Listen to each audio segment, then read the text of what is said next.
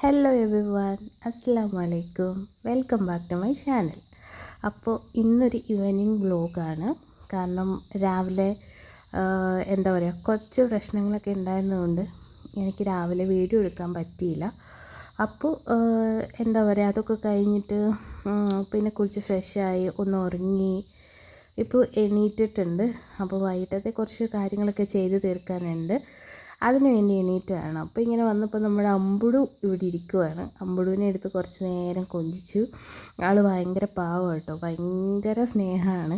അപ്പോൾ എന്താ പറയുക, എത്ര നേരം അടുത്തിരുന്നാലും നമുക്ക് മടുക്കത്തില്ല.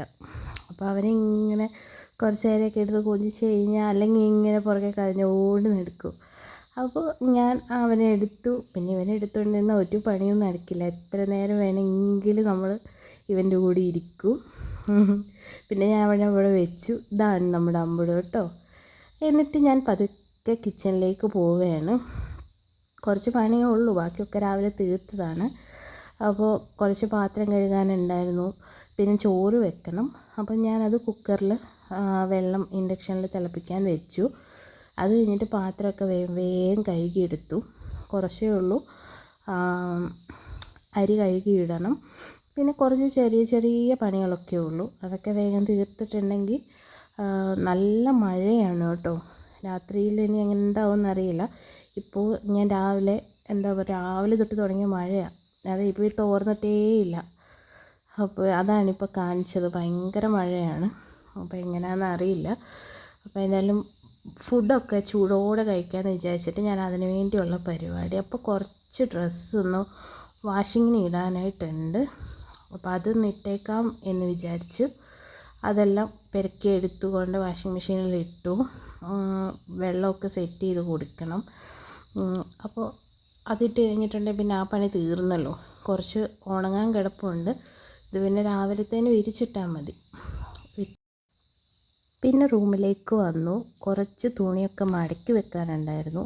ഉച്ചയായപ്പോൾ എടുത്തിട്ടത് കേട്ടോ, അതൊന്നും മടക്കി വെച്ചിട്ടില്ല. അപ്പോൾ എല്ലാം ഒന്ന് മടക്കി റെഡിയാക്കി അലമാരിയിലേക്ക് ഞാൻ വെക്കാൻ വേണ്ടിയിട്ടുള്ള പരിപാടിയാണ്. അധികം ഇല്ല, കുറച്ചേ ഉണ്ടായിരുന്നുള്ളൂ. അതെല്ലാം എടുത്ത് അലമാരിയിലേക്ക് പതുക്കെ വെച്ചു. ഉച്ചയ്ക്ക് ഉറങ്ങി എണീറ്റിട്ട് ബെഡൊക്കെ ഒന്ന് വിരിച്ചിടുകയാണ്. പതുക്കെ മടക്കി വെച്ചു. പിന്നെ അടുക്കളയിലേക്ക് തിരിച്ചു വന്നു. പാത്രമെല്ലാം കഴുകിയത് എടുത്ത് വീണ്ടും വെച്ചു. നല്ലപോലെ വെള്ളം പോയിട്ടില്ല, എന്നാലും കുഴപ്പമില്ല. ഇരുന്നിട്ടുണ്ടെങ്കിൽ നമുക്ക് വേറൊരു പണിയും ചെയ്യാൻ പറ്റില്ല.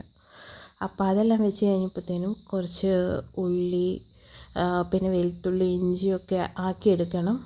ബീഫ് ഫ്രൈ ആക്കാൻ വേണ്ടിയിട്ടാണ്.